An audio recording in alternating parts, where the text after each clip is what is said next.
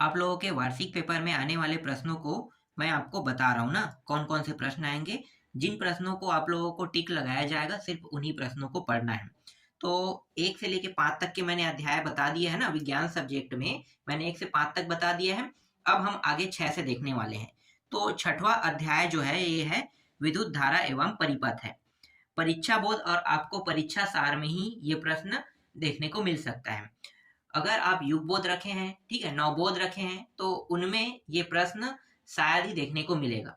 तो मैं आपको पहले ही बता देता हूं, जो प्रश्न मैं यहाँ पे जो टिक करा रहा हूं, वो प्रश्न अगर आप युग बोध और नवबोध के माध्यम से ढूंढ रहे हैं तो उसमें नहीं होगा। तो आपको क्या करना है, नोट्स करके आप एक कॉपी बना लेना, चाहे वो रफ कॉपी में बनाओ चाहे फेयर कॉपी में बनाओ, अलग से बनाओ।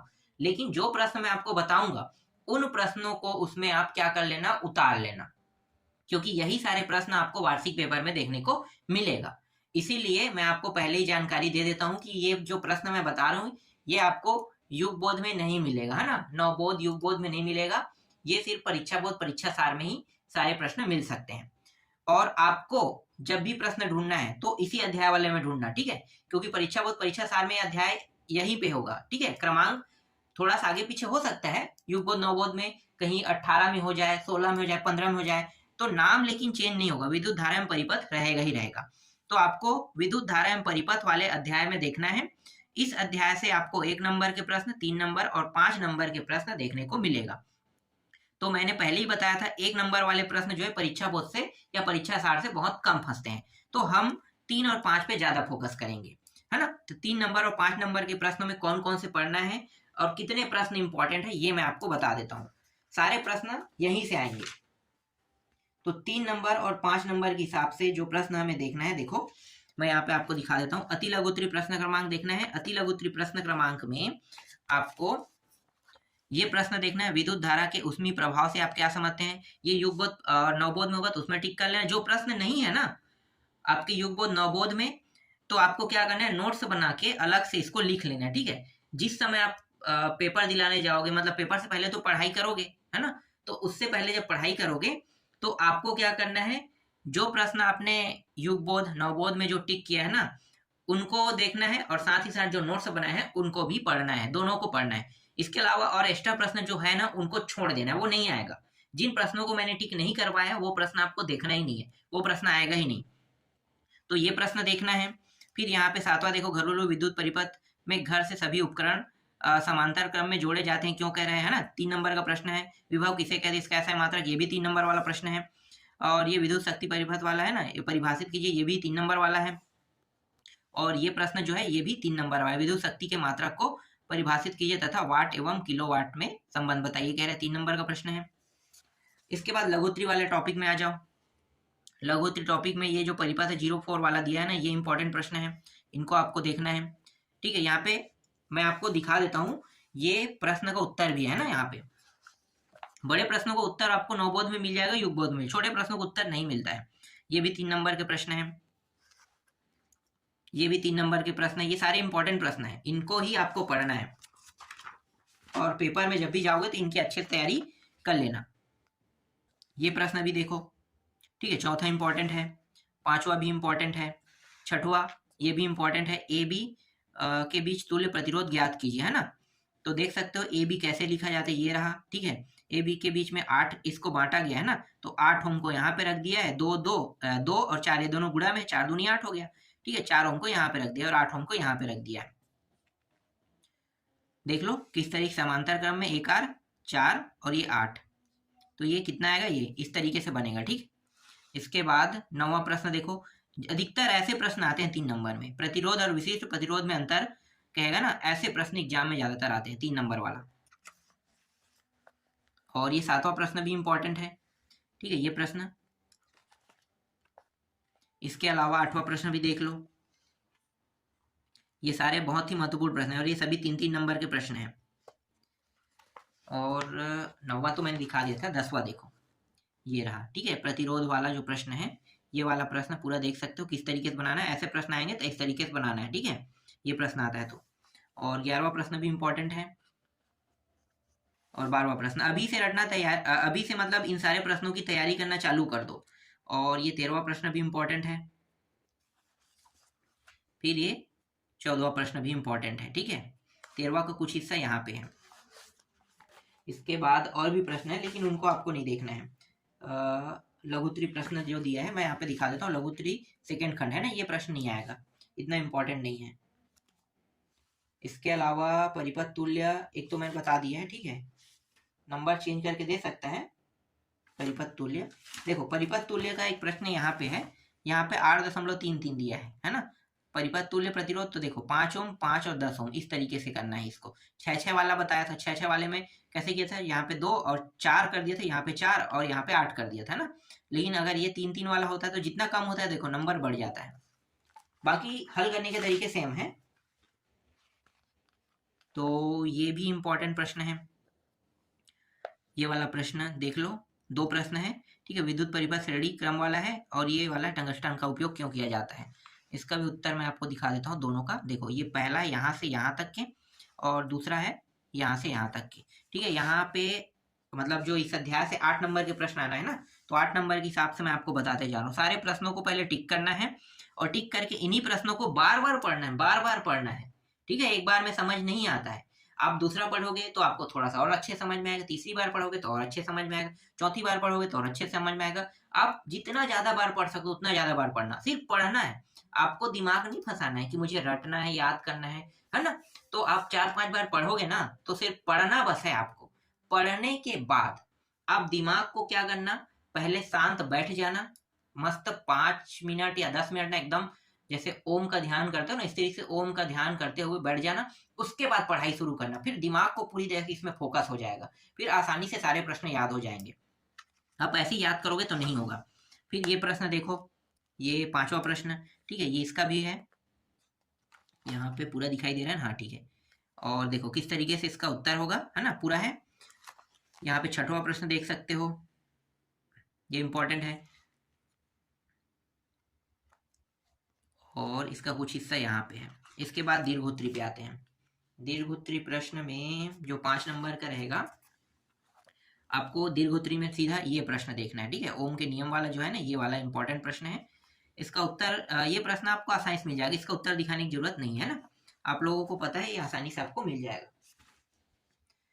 और ये वाला प्रश्न चौथा देखो, चौथा है, नाम देख लो, ठीक है, इनका उत्तर आप लोग ढूंढ लेना, ठीक है। जिनके पास परीक्षा बोध है उनसे ये आपको मिल जाएगा, और जिनके पास नवबोध प्रबोध है उसमें भी ये प्रश्न मिल जाएगा। तो नवबोध प्रबोध में आसानी से ये प्रश्न मिल जाएगा, इसलिए इनको दिखाने की आवश्यकता नहीं है, इनका उत्तर, ठीक है। नवबोध प्रबोध में मिल जाएगा, परीक्षा सार प्रबोध में भी मिल जाएगा, है ना, सब में मिल जाएगा ये प्रश्न, इनके ये सारे प्रश्न। बस इतना ही है इसमें। इसके बाद 7वां अध्याय देखते हैं। देखो 7वां अध्याय जो है, 1 नंबर, 2 नंबर, 4 नंबर, 6 नंबर के प्रश्न आ रहे हैं, मतलब 6, 4, 10, 2, 12 नंबर का प्रश्न आएगा यहाँ से, और एक 13, ठीक है। तो 1 नंबर के तो मैं बता नहीं रहा हूँ, तो 12 नंबर ही समझो। अध्याय का नाम क्या है, जैविक प्रक्रिया, पोषण, परिवहन, श्वसन और उत्सर्जन। सबसे सरल अध्याय होता है ये। क्या है अध्याय का नाम, जैविक प्रक्रिया, पोषण, परिवहन, श्वसन और उत्सर्जन।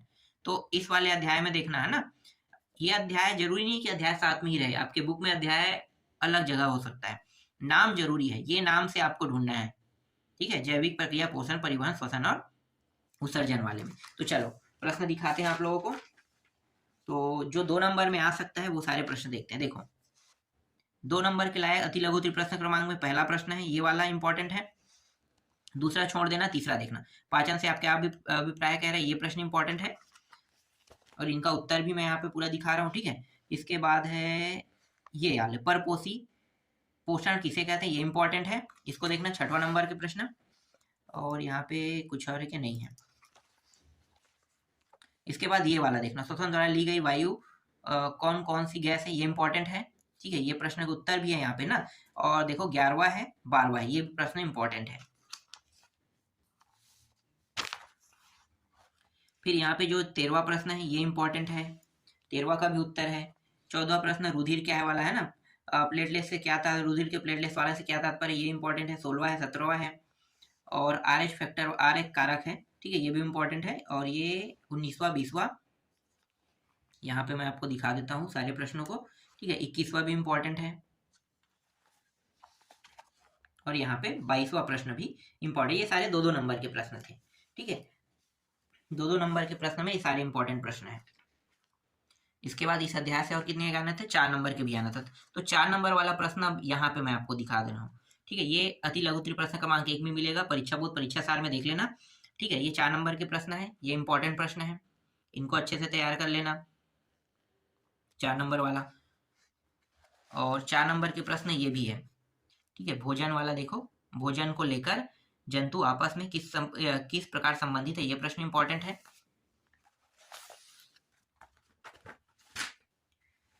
ये बहुत इंपॉर्टेंट प्रश्न है। देखो एग्जाम में अक्सर ऐसे ही प्रश्न आते हैं। देखो नेफ्रॉन वाला है ना, हृदय के स्वच्छ चित्र बनाइए तथा किन्हीं 4 भागों में नामांकित कीजिए कह रहे हैं ना। तो ये प्रश्न है हृदय की संरचना वाला है। तो हृदय की संरचना वाला देख सकते हो, इसे शायद नेफ्रॉन के नाम से भी जाना जाता है, इसलिए मैंने यहाँ पे नेफ्रॉन भी लिख दिया है। मानव हृदय नहीं दिया रहेगा तो आपको नहीं, नेफ्रॉन अलग होता है शायद, नहीं ये नहीं है। ठीक है, यहाँ पे ये गलत है, ये हृदय ही के है, नेफ्रॉन अलग होता है। हृदय का कहेगा तो आपको इस तरीके बनाना है। ये 4 नंबर का प्रश्न है। और मनुष्य के, देखो मनुष्य में पाए जाने वाले पाचन ग्रंथियों के नाम कह रहे हैं ना, तो कौन कौन से है, यहाँ पे सिर्फ 2 दिया हुआ है, 2, 4 होना चाहिए। 4 नंबर के प्रश्न के लिए 4 ग्रंथि होना चाहिए, तो यहाँ पे 2 ग्रंथियों के बारे में दिया हुआ है। और 2 आप लोग एक में तो चलो 2 ग्रंथि हो गया और देख लेना। ठीक है, आपको आसानी से मिल जाएगा। ये है नेफ्रॉन की संरचना वाला प्रश्न। ठीक है, नेफ्रॉन की संरचना कहेगा तो ये प्रश्न आपको बनाना है, इनको भी देख लेना, बना के देखना, चित्र ही आएगा। ठीक है, इस अध्याय से अधिकतर चित्र आते हैं, तो 4 नंबर के प्रश्न में आपको चित्र ही बनाना है। फिर मनुष्य के उत्सर्जन तंत्र वाला भी एक बार प्रैक्टिस कर लेना, ये सब इंपॉर्टेंट प्रश्न है, इनको भी प्रैक्टिस करना, ये भी आपको एग्जाम में देखने को मिल सकता है। इसके अलावा प्रकाश संश्लेषण वाला देखो ये है। ठीक है, ये भी इंपॉर्टेंट है। फिर 4 नंबर के हिसाब से और भी प्रश्न है, जैसे कि ये है स्वपोषी विषमपोषी उदाहरण कह रहे हैं ना, सही समझाइए कह रहे हैं, तो ये पूरा आपको देखना है। और ये है विषमपोषी से। ठीक, इसके बाद मनुष्य के मूत्र का निर्माण तथा इसकी निष्कासन क्यों आवश्यक है, इनके बारे में लिखना है, तो ये पूरा आपको लिखना होगा। ये देख सकते हो यहाँ तक दिया, और इसका कुछ हिस्सा यहाँ पे है, यहाँ पे मैं उत्तर दे रहा हूँ। ये आसानी से आपको गाइड में मिल जाएगा, क्योंकि ये बड़ा प्रश्न है, छोटा प्रश्न नहीं मिलता है, बड़ा प्रश्न आसानी से मिल जाता है। अमाशय में सत्रावित HCl का कार्य कह रहा है, ये प्रश्न है। देखो, और ये जो है ना, ये ज्यादा इंपॉर्टेंट है। ज्यादा इंपॉर्टेंट क्यों कह रहा हूँ, क्योंकि ये अंतर है श्वसन और श्वास में लिया है ना, तो दोनों में अंतर कह रहा है, ये इंपॉर्टेंट है। फिर ये रुधिर कर्णिकाओं के नाम लिखे कह रहे हैं, ये इंपॉर्टेंट प्रश्न है। और कितने प्रश्न और इम्पोर्टेंट है, चर्चा नंबर का भी मैं जो बता रहा हूँ सभी चर्चा का है ना, ये भी 4 नंबर का है। देखो 6वां प्रश्न, ये भी इम्पोर्टेंट है, मानव में रक्त के दोहरे परिसंचरण को समझाइए कह रहे, ये इम्पोर्टेंट है। 7वां प्रश्न देखो, ये भी इम्पोर्टेंट है, ये वाला। ये 7वां जो प्रश्न है ये 6 नंबर का प्रश्न है। ठीक है, और अभी मैंने जो 6वां प्रश्न दिखाया वो भी 6 नंबर का है, तो ये 6 नंबर के प्रश्न। ठीक है, 6 नंबर और 4 नंबर का खत्म हो गया, ये 6 नंबर का प्रश्न है। 6वां भी 6 नंबर का था। और इसके बाद मैं आपको दीर्घोत्तरी दिखाता हूँ। देखो दीर्घोत्तरी में ये वाला प्रश्न जो है 6 नंबर का है। 1 मिनट, प्रश्न कहाँ पे, यहाँ पे देखो, धमनी और सीरा किस प्रकार अलग है कह रहे हैं, धमनी सीरा में 2 अंतर का है, 2 अंतर नहीं हुए, 6 अंतर देखेंगे हम लोग। यहाँ पे देख सकते हो 2 नंबर में आएगा तो 2 अंतर हो जाएगा, 4 नंबर में आएगा 4 अंतर बताना है, 6 नंबर में आएगा 6 अंतर बताना है। इस प्रकार से इसे 2 हिस्सों में अलग से बांट देते हैं। ठीक है, और कुछ इंपॉर्टेंट है क्या इसमें, हाँ ये तो हो गया।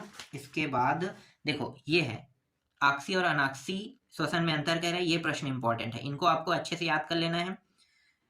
तो तीसरा भी होगा दीर्घोत्तरी का, दूसरा आपको नहीं देखना है ना दीर्घोत्तरी का। और ये मनुष्य के आहार, 1 मिनट कहाँ पे, मनुष्य के आहार नाल का सचित्र वर्णन कीजिए कह रहा है, ये रहा है। ठीक है, तो यहाँ पे देखो पूरा टॉपिक दिया हुआ है, इस तरीके से आहार नाल है। ये 6 नंबर के प्रश्न, 6 नंबर के प्रश्न में 4-5 प्रश्न ही बता रहा हूँ।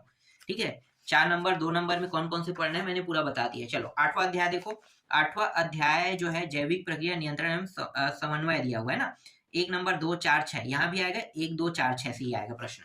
तो देखते हैं 2 4 6 के प्रश्न देख लेते हैं।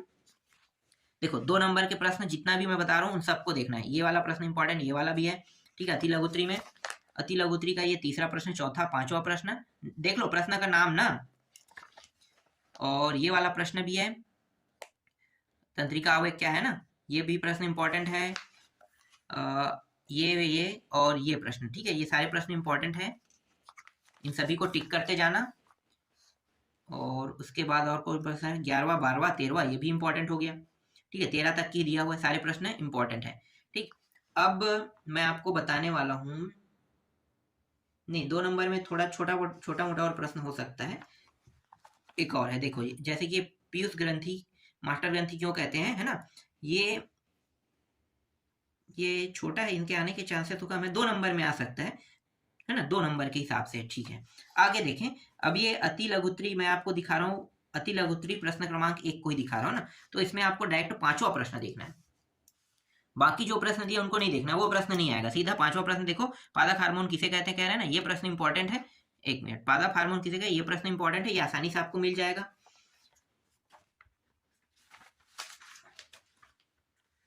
और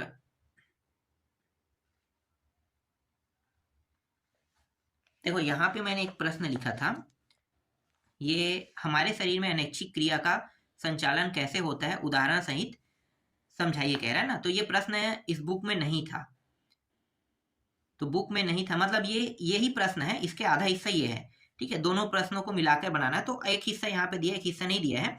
तो एक हिस्सा आपको नवोदया युग बोध में मिल जाएगा, और एक हिस्सा यहाँ पे है। ठीक है, तो दोनों हिस्साओं को मैं आपको दिखा देता हूँ। ये रहा, इनके आने के चांसेस बहुत कम रहते हैं ऐसे प्रश्नों के, फिर भी मैं आपको एक प्रश्न दिखा देता हूँ ना। ये प्रश्न 7वां हो गया। इसके बाद देखो 8वां प्रश्न, छोटा सा है, 4 नंबर के हिसाब से था, और 4 नंबर के हिसाब से ये प्रश्न भी है। ठीक है, हमारे शरीर में होने वाले, ये कह रहे हैं ना, ये वाला, इसको ये वाला प्रश्न भी 4 नंबर में है। इसमें अथवा दिया, मतलब 2 नामों से जाना जाता है, कह रहा है। और इसका जो चित्र है बनाना है ना इसमें, तो ये इस प्रकार से चित्र बनेगा। और ये वाला प्रश्न भी 4 नंबर वाला, देखो, तंत्रिका कोशिका संरचना तथा इसके कार्यों का वर्णन कीजिए, कह रहा है। ये वाला प्रश्न ये वाला भी 4 नंबर का है। ठीक, इस तरीके से बस इसमें 2 प्रश्न हो गया। इसके बाद दीर्घोत्तरी देखते हैं। दीर्घोत्तरी के लायक प्रश्न कौन सा है भाई? दीर्घोत्तरी में आपको दूसरा प्रश्न देखना है, बाकी प्रश्नों को नहीं देखना है। ये नाम वाला प्रश्न देखना है, ठीक है, ये इंपॉर्टेंट है क्योंकि मानव मस्तिष्क से संबंधित है ना, तो मानव मस्तिष्क वाला देख लो। ये रहा इस तरीके से, है ना। और ये रहा आपका तीसरा प्रश्न, ये 6 नंबर वाला प्रश्न है। तो ये 6 नंबर वाला प्रश्न कंप्लीट हो गया। ठीक, इसमें इतने सारे प्रश्न हैं जिनको आपको पढ़ना ही पढ़ना है, ये सारे इंपॉर्टेंट है। मैं ये नहीं कह सकता कि 100% यही प्रश्न आएगा, है ना, इसीलिए आपको प्रश्न जो है थोड़ा सा ज्यादा मिल रहा है। और जितने प्रश्नों को बताया जा रहा है उन सारे प्रश्नों को आपको अच्छे से देखना है। अध्याय 9 में धातु एवं धातु कर्म देखना है, 1 और 6 नंबर के आएगा। सीधा 6 नंबर के प्रश्न देखेंगे, 1 नंबर 2 नंबर 3 4 के कोई प्रश्न नहीं आएगा। तो मैं डायरेक्ट आपको 6 नंबर के प्रश्न दिखाता हूँ। हो सकता है ये 3-3 नंबर के 2 प्रश्न जोड़ सकते हैं, तो इस तरीके से प्रश्न आ सकता है जोड़ के। तो जोड़ के आने वाले प्रश्नों के हिसाब से मैं आपको कुछ प्रश्न बता देता हूँ। अति लघुत्तरी से तो एक भी प्रश्न नहीं आएगा, हम डायरेक्ट लघुत्तरी प्रश्न देखते हैं ना। लघुत्तरी प्रश्न क्रमांक 1 में जो इंपॉर्टेंट है उनको देख लेते हैं। जोड़ के आ सकता है, ये 3 नंबर का प्रश्न है, ये भी 3 नंबर का है, तो 3-3 करके कितना हो गया, 6 नंबर हो जाएगा ना। तो ये देखो, ये पहला दूसरा दोनों को जोड़ के दे दिया, तो है ना। इसी तरीके से जोड़ के देने के कारण मैं यहाँ पे कुछ प्रश्न दे रहा हूँ, जैसे कि देखो, संचरण किसे कहते हैं, इसके बचाव उपाय, और देखो संचरण बचने के विभिन्न उपायों के लिखे कह रहे हैं। तो भैया ये भी 6 नंबर का हो जाएगा, दोनों जोड़ के आ गए, ये ए हो जाएगा, ये बी हो गया। अब सेक्शन में भी आपके एग्जाम में प्रश्न आते हैं, है ना, तो इस तरीके से आएंगे, तो आपको जोड़े वाले भी मिल सकता है, इसलिए यहाँ पे ये प्रश्न बताया जा रहा है। ये 5वां प्रश्न भी इंपॉर्टेंट है और इनका उत्तर भी यहाँ पे लगा हुआ है। ठीक है, 6वां देखो, भर्जन वाला ये प्रश्न आपको कहीं पे भी मिल जाएगा, इनको उत्तर दिखाने की जरूरत नहीं, बहुत बड़ा उत्तर है। और ये खनिज वाला भी देख सकते हो, अयस्क में अंतर कह रहे हैं ना, 3 अंतर कह रहे हैं, 3-3 अंतर करके 6 कर सकता है ये, तो 6 अंतर आप लोग देखना। फिर 8वां प्रश्न भी इंपॉर्टेंट है, ये वाला भी, इनको भी अच्छे से तैयार कर लेना। इसके बाद देखो, अयस्क, खनिज, धातुमल और गालक, और इसमें 2 टॉपिक और जोड़ देगा, कोई भी 2 टॉपिक, है ना। 4 तो यहाँ पे हो गए, 6 नंबर के बनाने के लिए इसे 6 टॉपिक होना चाहिए, 1 2 3 4, तो 4 टॉपिक से 6 टॉपिक करके ना ये टोटल 6 नंबर के बन जाएगा। तो ये प्रश्न भी इंपॉर्टेंट हो रहा है हमारे लिए। ये भी 3 नंबर का प्रश्न है, दूसरा वाला देखो, ये वाला, ठीक है, जोड़ के ये 6 नंबर के बना सकता है। ये वाला भी इंपॉर्टेंट है। और चौथा, छोटे छोटे प्रश्न, सिर्फ ये जो प्रश्न है ना जोड़ के बनाने वाला है, मतलब इस अध्याय से जोड़ के बनाने वाला ही ज्यादातर प्रश्न आएंगे, ठीक है, इकट्ठा एक प्रश्न नहीं आएगा जो 6 नंबर का रहे डायरेक्ट। देखो यहाँ पे धातु से संबंधित मिश्र धातु किसे कहते हैं, नाम उपयोग, ये सब चीज लिखा हुआ ना। तो ये देखो मिश्र धातु वाला टॉपिक है। अब यह उपयोग उपयोग लिखा हुआ है, ये प्रश्न इंपॉर्टेंट है, प्रश्न का नाम देख सकते हो। ये सब 6 नंबर के प्रश्न है। और अगर ये एक नाम से आए, ठीक है, डायरेक्ट 6 नंबर का है, क्योंकि अथवा में भी प्रश्न आना है, तो 2 प्रश्न तो आना है। तो डायरेक्ट अगर 6 नंबर के प्रश्न आए तो 6 नंबर में इस तरीके से प्रश्न आ सकता है। देख लो, इस तरीके से चित्र बनाना है ना। 6 नंबर में ये प्रश्न आ सकता है, इसमें 3 है, हर एक को दो दो नंबर के हिसाब से बनाओगे तो भी 6 नंबर का बन जाएगा। ठीक, इसी तरीके से ये तीसरा प्रश्न है, यहाँ भी 3 टॉपिक दिए, हर एक को दो दो अगर नंबर देते हो तो 6 नंबर का बन जाएगा। तो ये सारे प्रश्न जो मैं अभी बता रहा हूँ, ये सब प्रश्न को आपको याद करना ही करना है, और ये प्रश्न इंपॉर्टेंट है। ठीक है, अभी टिक कर लो। 4 और 6 नंबर का प्रश्न मैं पेपर के समय भी बताता हूँ, 4, 5, 6 नंबर के, और जो मैं पेपर के समय बताऊंगा वो और कम होके आएगा, तो 100% वही प्रश्न फंसेंगे। अभी क्या है, अभी मैं आपको थोड़ा ज्यादा दे रहा हूँ क्योंकि आपके पास समय ज्यादा है, तो ज्यादा नंबर पाओगे। उस समय मैं बताऊंगा तो आप लोग, अभी आप कितना ला सकते हो, अभी आप 80% तक के ला सकते हो ना, अभी पढ़ोगे तैयारी करोगे तब। लेकिन मैं पेपर के समय बताऊंगा तो आप अधिक से अधिक 50% के आसपास लाओगे, क्योंकि उस समय प्रश्न की संख्या कम हो जाएगा, तो वहां से प्रश्न फंसेंगे भी कम। यहाँ पे क्या 80% से अधिक लाने के चांसेस है। अभी जो प्रश्न बताया जा रहा है वो सारे को पढ़ते हो, तो बाद में अगर पढ़ोगे और जो पेपर के समय में दूंगा प्रश्न, उसमें आपको 40 से मतलब 50% के आसपास आप ला सकते हो, उससे ज्यादा लाने के चांसेस उसमें नहीं होता है। वहां पे मैं सिर्फ आपको कह सकता हूँ पासिंग मार्क में बता रहा हूँ। 10वां देखो, 1, 3, 5 का आएगा।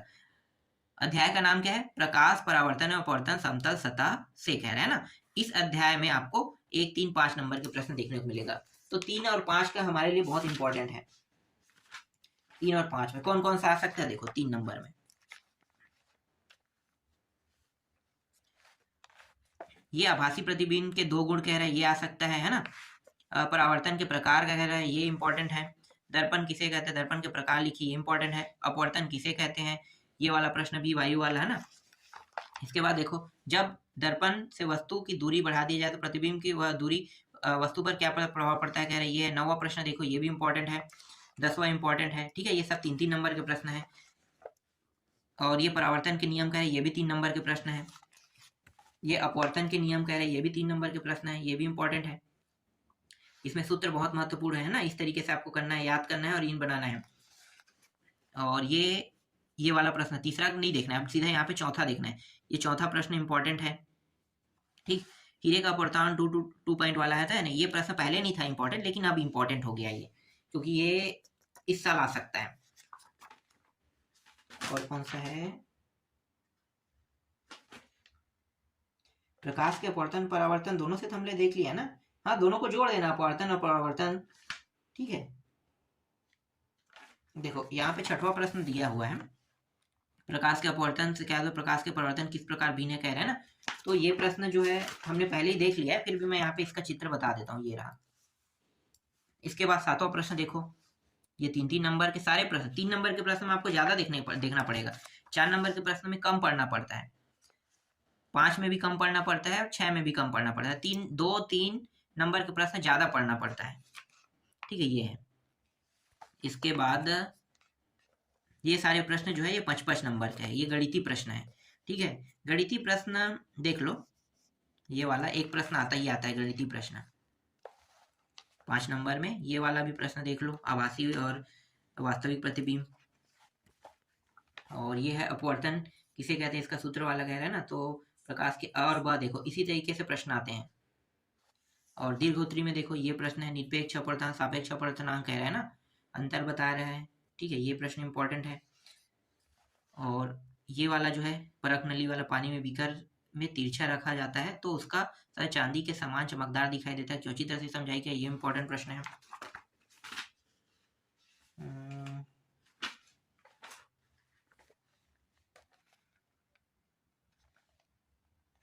देखो, ये वाला प्रश्न इंपॉर्टेंट है।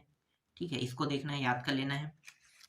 रेगिस्तान में मरीचिका भ्रम वाला भी देख लेना। ठीक है, ये 3 नंबर का प्रश्न है, ये जब भी आएगा तो आपको शायद ही 5 नंबर में देखने को मिलेगा। 5 नंबर के हिसाब से पूरा बना हुआ है, लेकिन 3 नंबर में ज्यादातर मुझे लगता है देखने को मिलेगा।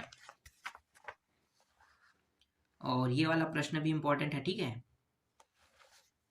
यहाँ पे ये भी इम्पोर्टेंट है, इनको भी टिक कर लेना। और कोई है क्या, ये वाला भी इम्पोर्टेंट है, ठीक, ये यहाँ तक के। इसके बाद अध्याय 11 आएगा, तो अध्याय 11 को हम लोग नेक्स्ट पार्ट में देखेंगे। तो अभी मैंने जितने प्रश्न बताया उन सभी को अभी अच्छे से तैयार कर लेना, ठीक है। जो जो प्रश्न मैंने छोड़ दिया उनको आपको देखने की आवश्यकता नहीं है, जितना बताया जा रहा है उनको आपको देखना है।